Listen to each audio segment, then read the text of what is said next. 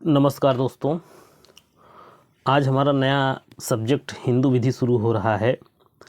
Hindu law ये Bihar PCSJ के में प्री मेंस में शायद दोनों जगह है और उत्तराखंड में पीसीएसजे प्री में भी है। तो अब मैं ये जो टॉपिक पढ़ा रहा हूँ आपको सारी परीक्षाओं में काम आएगा। साथ ही साथ जो एलएलबी के स्टूडेंट हैं जो हिंदू विधि के नोट्स बनाने से घबराते हैं उनके लिए भी बहुत ही कारगर होगा, बहुत मदद करेगा। तो आइए दोस्तों शुरू करते हैं। हिंदू विधि बहुत छोटा सब्जेक्ट है लेकिन बहुत महत्वपूर्ण है। बिना हिंदू विधि और मुस्लिम विधि जाने आप कानून की पढ़ाई कितना भी कर लें वो अधूरा ही फील होता है, इसलिए इसकी अच्छे से पढ़ाई करेंगे। कारण ये है कि ये परीक्षाओं में भी है और आगे इसका बहुत रोल है। तो आइए सबसे पहली चीज़ ये है कि हिंदू विधि पढ़ने के पहले हम ये जानते हैं कि हिंदू कौन है। हु इज़ हिंदू, ये जानेंगे। तो दोस्तों, हिंदू की परिभाषा देना बहुत कठिन है। सत्य तो यह है कि न इसकी सुव्यवस्थित परिभाषा है और न सुव्यवस्थित परिभाषा देना संभव ही है। हिंदू विवाह अधिनियम 1955 की धारा 2 में मात्र यह बताया गया है कौन हिंदू है कौन हिंदू नहीं है। तो हम भी यहाँ यह जानने का प्रयास करेंगे कि कौन हिंदू है कौन हिंदू नहीं है। तो कौन हिंदू है कौन हिंदू नहीं है इसको जानने के लिए आप एक शॉर्ट फॉर्म में एक याद कर सकते हैं, BDCCD। अब यहाँ B का मतलब होगा बाई बर्थ, जन्म से हिंदू कौन होगा। D का मतलब बाई धर्म, धर्म से हिंदू कौन होगा। C का मतलब परिवर्तन द्वारा, कन्वर्जन के द्वारा कौन हिंदू होगा। फिर C का मतलब कंडक्ट, जो आचरण से हिंदू होते हैं। फिर D का मतलब डिक्लेरेशन द्वारा।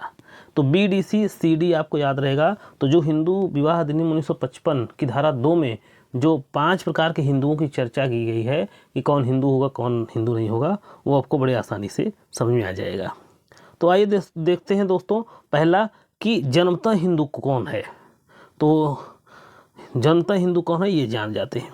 देखिए, ऐसा व्यक्ति जिसके माता पिता दोनों हिंदू हैं।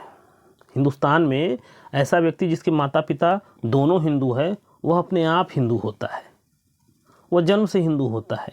लेकिन समस्या तब होती है जब उनमें से कोई एक हिंदू होता है, माता पिता में से कोई एक हिंदू होता है या माता पिता में से कोई एक दूसरे धर्म का होता है। तब ये समझ में नहीं आता कि बच्चा क्या होगा, हिंदू होगा क्या होगा। तो इस परिस्थिति का समाधान करने के लिए बहुत पहले ही एक केस आया था 1924 में, राम प्रसाद वर्सेस मुसम्मात दाहिन बीबी। इस केस में सुप्रीम कोर्ट ने बड़ा स्पष्ट कह दिया है कि अगर कि कोई बच्चा है जिसके माता पिता में से कोई एक ही हिंदू है तो ऐसा बच्चा किस धर्म को होगा, ये स्पष्ट करते हुए सुप्रीम कोर्ट ने कहा कि ऐसा बच्चा उस धर्म का होगा जिस धर्म से के अनुसार उसका लालन पालन हुआ है। जैसे आप एक देख सकते हैं, एक जो है संजय दत्त हैं, ये कलाकार हैं। इनके पिता हिंदू थे सुनील दत्त और इनकी माता मुस्लिम थी नरगिस दत्त। लेकिन इनका लालन पालन, संजय दत्त का लालन पालन हिंदू धर्म के अनुसार हुआ है, इसलिए ये अपने आप को हिंदू कहते हैं। हालांकि दोनों हिंदू विवाह अधिनियम 1955 की धारा 2 के अनुसार जन्म से वही व्यक्ति हिंदू होगा जिसके माता पिता में से दोनों हिंदू हैं। विवाद उत्पन्न होने लगा कि माता पिता में से अगर कोई एक हिंदू हो तब वह बच्चा किस धर्म का माना जाएगा। तो सुप्रीम कोर्ट ने राम प्रसाद वर्सेस मुसम्मात दाहिन बीबी के बाद में यह निर्धारित करते हुए कहा कि ऐसा बच्चा देखा जाएगा कि वह किस रीति के अनुसार उसका लालन पालन हुआ है। जिस रीति के अनुसार उसका लालन पालन हुआ है वह उसी धर्म का माना जाएगा। तो अगर उस बच्चे का लालन पालन हिंदू धर्म के अनुसार हुआ है तो वह हिंदू माना जाएगा। तो इस तरीके से जन्म से कौन हिंदू होगा ये आपको समझ में आ गया होगा।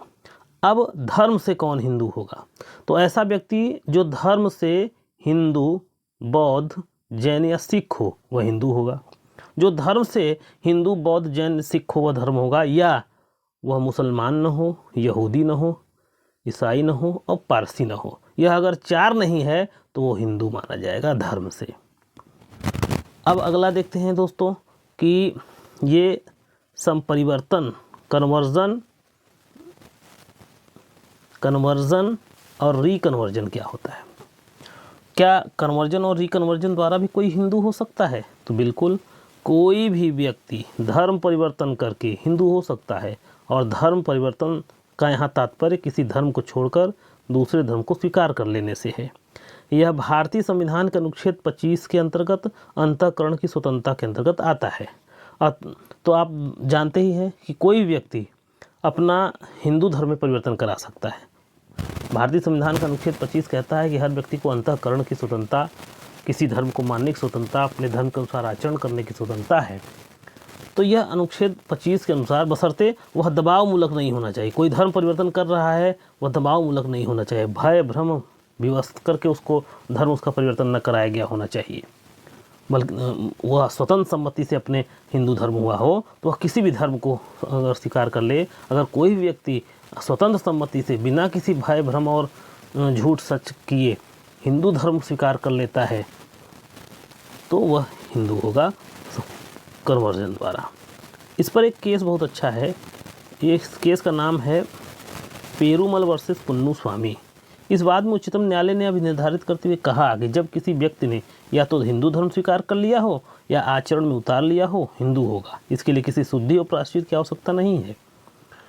जिस तरीके से संपरिवर्तित किया जा सकता है, अगर कोई व्यक्ति हिंदू था फिर अपने आप को कन्वर्ट करके किसी दूसरे धर्म में चला गया था, अब फिर वह रिकन्वर्जन हो रहा है, तो वह भी अगर ऐसा रिकन्वर्जन उसका बिना किसी भय भ्रम के किया गया है, बिना किसी छल कपट के किया गया है, तो अगर फिर वह वापस आना चाहता है तो हिंदू धर्म में फिर वह वापस आ सकता है। ऐसा व्यक्ति भी जो पूर्व में कभी हिंदू था, हिंदू धर्म छोड़ दिया था, पुनः हिंदू धर्म स्वीकार कर लेता है तो ऐसा व्यक्ति भी हिंदू ही होगा। इस पर श्रीमती मार्थम्मा वर्सेस मुन्नू स्वामी का एक केस जो है आता है ये।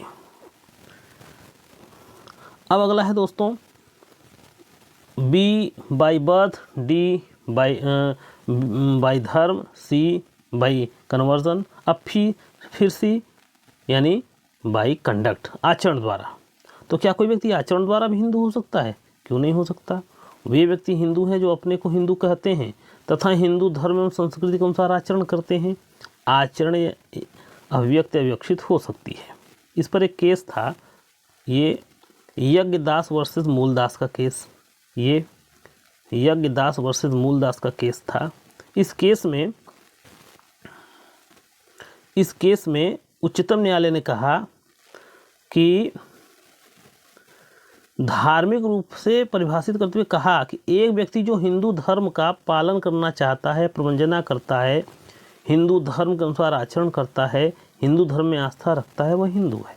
वो किसके द्वारा हिंदू है? ऐसा व्यक्ति जो हिंदू धर्म का पालन करता है, उसके अनुसार दिखावा करता है, उसके अनुसार आचरण करता है, आस्था रखता है। तो अगर वह हिंदू धर्म के अनुसार ये सब कर रहा है तो उसको आचरण द्वारा हिंदू बाई कंडक्ट माना जाएगा। अगला है डिक्लेरेशन द्वारा हिंदू। तो डिक्लेयर करके भी कोई व्यक्ति अपने आप को हिंदू बना सकता है। कहने का मतलब कोई भी व्यक्ति यह घोषणा करके कि अब वह हिंदू है या अब वह बतौर हिंदू रह रहा है, हिंदू हो सकता है, बशर्ते घोषणा क्या होनी चाहिए? सद्भावनापूर्वक होनी चाहिए तथा उस धर्म के लोग इस घोषणा के पश्चात उसे हिंदू धर्म के व्यक्ति के रूप में स्वीकार करते हों। जैसे इस पर एक केस है मोहनदास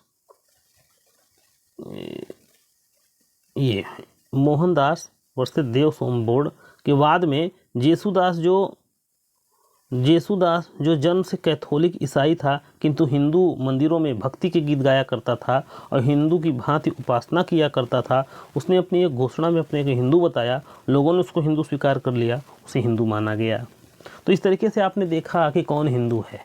तो बाई बर्थ कोई व्यक्ति हिंदू हो सकता है, बाई धर्म कोई व्यक्ति हिंदू हो सकता है, बाई कन्वर्जन रिकन्वर्जन द्वारा कोई व्यक्ति हिंदू हो सकता है, बाई कंडक्ट कोई व्यक्ति हिंदू हो सकता है, और अंत में बाई डिक्लेरेशन वह डिक्लेयर करके भी अपने आप को हिंदू घोषित कर सकता है। इस तरीके से 5 प्रकार के हिंदुओं की पहचान जो है हिंदू विवाह अधिनियम 1955 की धारा 2 में बताया गया है।